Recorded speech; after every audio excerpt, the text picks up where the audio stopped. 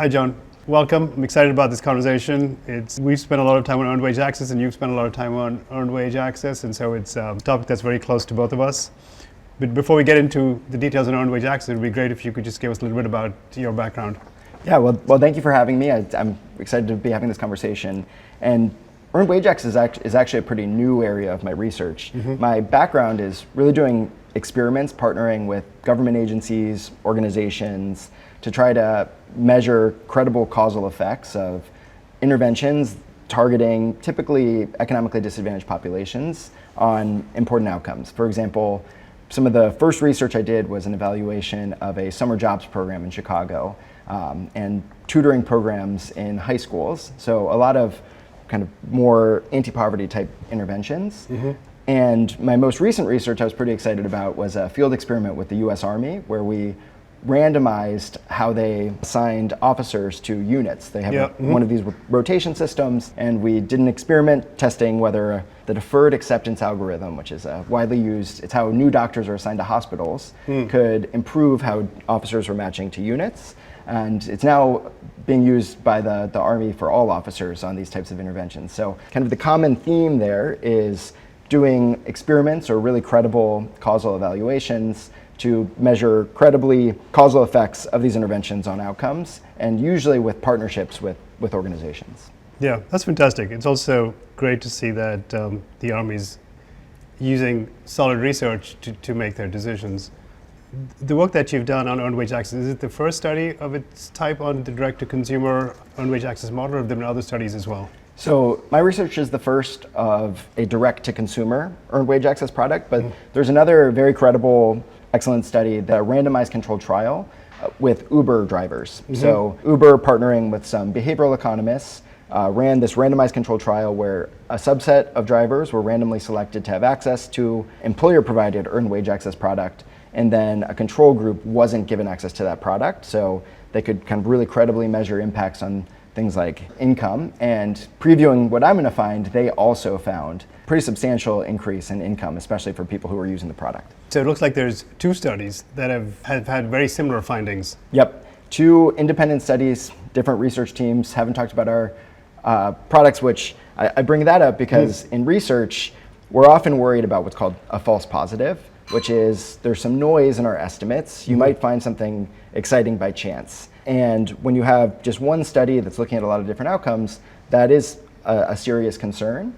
But there's a paper I love to teach that talks about the importance of replication, that if you have multiple people working on the same topic independently, this really increases the chance of this being a true effect. It's really reassuring that two independent research teams are finding very similar results that are both pretty exciting results. Yeah, and can you talk a little bit about the research that you did, just like the design of the research and just the scale? So my approach to find an appropriate comparison group is to look at early adopters who first used the product in spring 2024, because my sample is everybody and all users in 2024, and then I compare them to late adopters who are eventually going to start using the product but haven't used it yet, and then I use a method called propensity score matching to make sure that they look very similar on all of their characteristics before the kind of reference date of first use. And this design is pretty successful. They look totally comparable on income changes and bank fees, everything before the intervention starts. Any changes that we do see after they start using earned wage access can kind of be credibly attributed to the fact that they're using the product. Yeah, and this methodology is because of Ashfender's dip. Yeah, so the idea there is when we were evaluating job training programs, when workers get displaced from a job, a lot of this work was happening in the 60s and 70s, it would look like their earnings were going down after job training, which is a very disappointing result if you're running a program to benefit workers. But Orley Ashenfelter, who's a famous labor economist at Princeton, pointed out if you just look at the trends, their income was going down before the job training program. In fact, that's why they're going to a job training program. There was some shock that hit them, and they're going to job training to try to get out of this negative shock.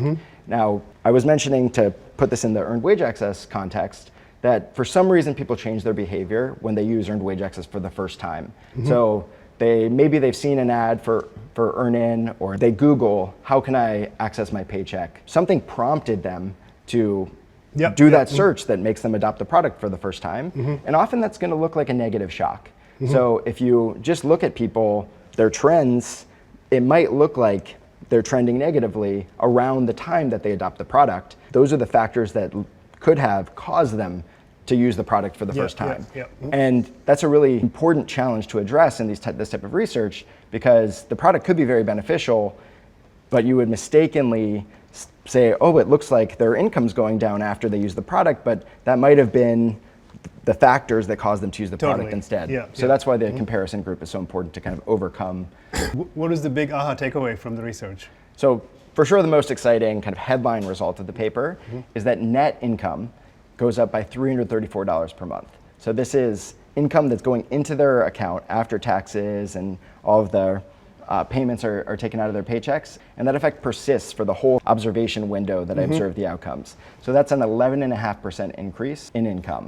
That's so interesting. So we know that there's usually a temporary dip that triggers people to use EarnIn or Earned Wage Access product, but then there's a very persistent boost in incomes after that. In some ways, it's kind of surprising that you see this big increase. If you don't think about it very hard, it's surprising, because the product is just affecting the timing of when people are receiving their paycheck. It's not increasing their wages, it's not paying them more, but we're seeing kind of this persistent increase in wages once the product's available. But if you think of it from first principles, it actually makes sense in that when you give people access to money, they're going to use it to get better off. It's just like a small business needs working capital and they'll make more money if they have working capital, but if you cut off their working capital, they're not going to do as well. To me, in some ways surprising that we've accepted that it's okay for people to wait 2 weeks to get their pay. And then we expect that everything will be fine. But if you give them their pay, it's logical to expect that they will start being more productive with their pay. And I think it's amazing that we actually now have evidence that when you give people access to their pay, that they are better off and that their incomes go up. And it matches a lot of what we've heard anecdotally as well from customers, but we'd love to hear if you have some thoughts on like the mechanisms by which the income goes up. In terms of the mechanisms of what could be driving it, in behavioral economics, a really robust finding is that people have what's called present bias, where they value receiving incentives, pleasure immediately, much more than even a short delay. If people behave like this, which there's a lot of evidence that people behave like they have present bias, bringing the incentive from work, being paid, that's why we all work, to be more immediate, it's almost like to the worker that their wage is going up because they get to receive that incentive more immediately. But I think there are a lot of other kind of simpler explanations that sometimes the economics maybe obscures. For example, I look at how people spend their accessed wages. And one of the biggest categories where we see an increase is that on average, spending on gasoline goes up by $20. So one reason people's income could be going up is that they can afford to go to work. So if they were waiting for payday to fill up their gas tank, then they're not going to be able to get those wages until payday. But with Earned Wage Access, they're able to fill up their gas tank today and start working again. Yeah, and we've heard stories that are in line with this from our customers. On the first one, the increased desire to work. The way I've heard that expressed is people say they know that if they go into work, they'll be able to pay the bill at the end of the day, or if they take the overtime or the extra shift, they'll be able to pay. So I think assign it to the use of the money. But it's also because they can get it back immediately. And we've also heard the same thing from several people on being able to buy gas, because they're typically not locking $50 or $100 of gas in their gas tank. And then if something unexpected happens, they're not going to overdraft to buy gas, because if you look at the after-tax wages, that's half a day's work went just in the overdraft fee. So they would have missed work, but now with access to EarnIn, they're buying gas, they're going into work, and so they're actually spending more time at work is what we've noticed. You also looked at what the Earned Wage Access consumers were spending on. Can you talk a little bit about what you found? Yeah, so it's really interesting. So I can look at when the Earned Wage Access hits their account, where do we see the money going out of the account to? Because presumably they're accessing it because they want to spend it on something. And the big categories are things like rent is where I see the biggest spike, followed by gas. There's a smaller spike on auto repairs. Many people don't need their car repaired frequently, so that could be what's prompting them to use it. I see a spike in pharmaceutical spending. So many people don't need to buy pharmaceuticals regularly, but when this is suggesting that for some subset of users, they get sick or have a family member who's sick and need to go buy medication that might be expensive, and they're using the earned wage access product for that. So if I add up the average effects on these telephone bills, gas, rent, pharmaceuticals, auto repairs, that accounts for 2/3 of the average accessed wages. Yeah, that's interesting. Also, when people are paying their bills on time, the bills are actually less expensive because there's no late fees on it. So there's also some, besides the income effect that you notice, the bills are probably smaller because they don't have late fees attached to them. Yeah, I can't measure that directly, but it definitely makes sense that if you pay a bill 2 weeks late, all of a sudden you're paying the bill plus the fees. And if you can pay them on time, that's a big benefit. And just as an aside, looking at some of the related research on the impact of the timing of pay, is people worry a lot about their bills. So when someone has a bill pending, it's a couple days past due, there's this research on this idea of scarcity in economics that's kind of a fundamental principle, and we're often thinking about the scarcity of income or time, but if we think about mental attention, sort of your ability to pay attention to things when you're worried about money. There's a great book called Scarcity by two really good behavioral economists, and they point out that when people are worried about money, it's all they can think about. Even if the bill hasn't had the late fee applied yet, it's a huge relief to be able to pay that and not have to worry about it anymore. We've also seen quite a few other mechanisms that might be more one-off, but I'm actually surprised at how many of these that we've seen that they might be like, this might be a theme as well. We have one of our customers, he works for the government, but he's got a side business making custom candles. And the way it used to work was he would get an order for candles and then he would wait for payday to order the supplies. And then he found out about EarnIn. When he gets the order, he orders his supplies immediately, but uses EarnIn on his government job to get money to order the supplies. And so he's doing many more orders per month now because he uses EarnIn. And so to me, it's fascinating. It's like the more he uses EarnIn, the more money he makes. Right? Like it's interesting that for him, it's access to working capital.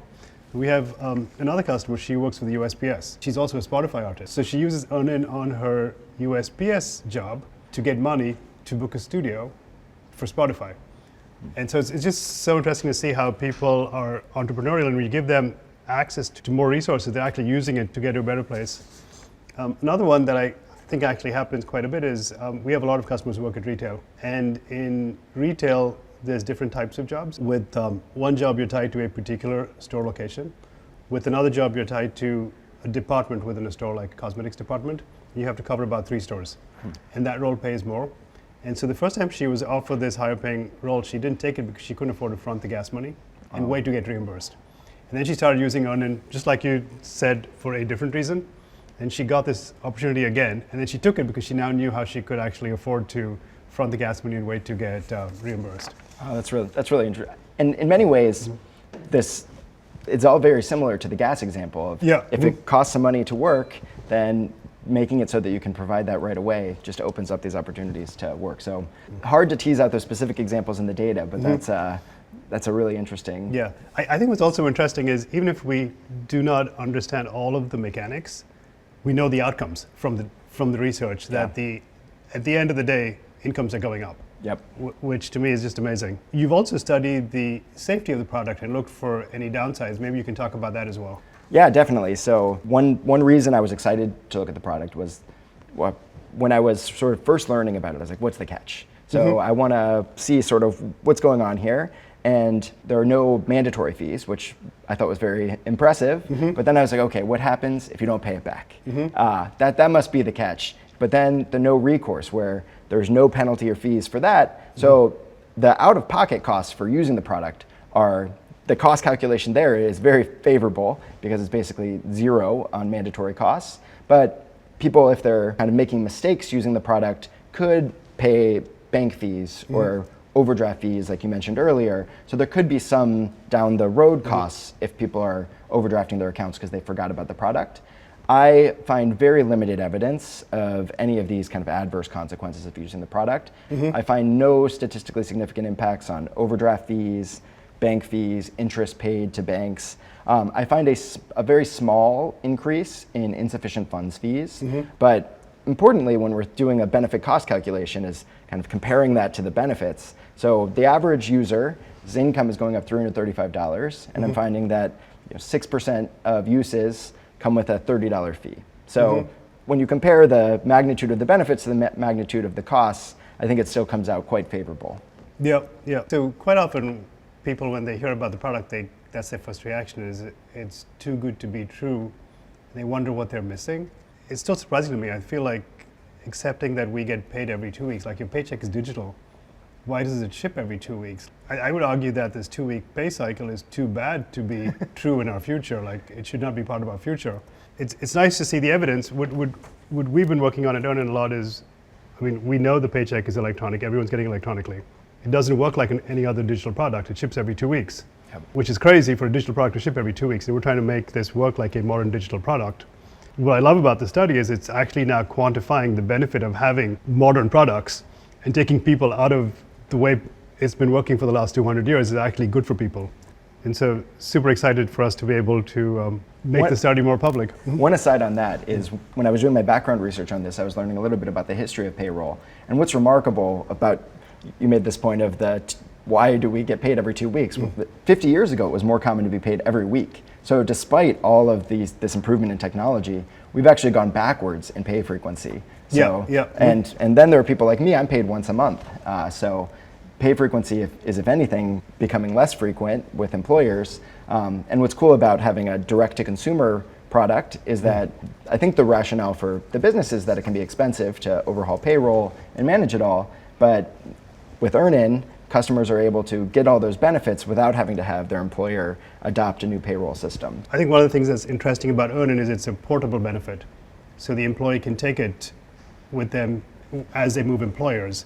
And I wonder if that actually gives them more opportunities. The fact that there's a benefit that they control and they can take with them, does it make them look for jobs in a larger geography? Because now they know they can like buy gas and get to work. They don't have to be tied to the bus routes. They know that they have like a safety tool that if there was something unexpected, they'll be able to figure out another way to get to work. And I wonder if the portability of the benefit actually unlocks more opportunities for them than if it was being tied to something that they were going to be held back. And I sometimes think of this as being similar to what happened with the phone companies. When the phone numbers were not portable, the phone company could hold on to you and they were charging you more. But once you could take your phone number and go, then the friction to move was much less. And could this dynamic be playing out with the employer as well? Is when you have a benefit that is portable, does that give you like a better position when you're bargaining and when you're looking for other opportunities? Yeah, so my study doesn't speak directly to that, but I think it's a very plausible hypothesis. And even just thinking about those frictions of starting a new job, often if you're paid every 2 weeks, when you start the new job, you might not get that first 2-week paycheck. You have to accumulate. So many people might choose, like they've got bills to pay, they can't afford to skip a paycheck to start the new job. So even just at that starting line, I think there's it's a very plausible theory that. Thank you, John. Thanks for spending time with us. This was incredible data and very valuable research, and we're looking forward to more people getting to see your research. Yeah, thank you for having me. It's been fun.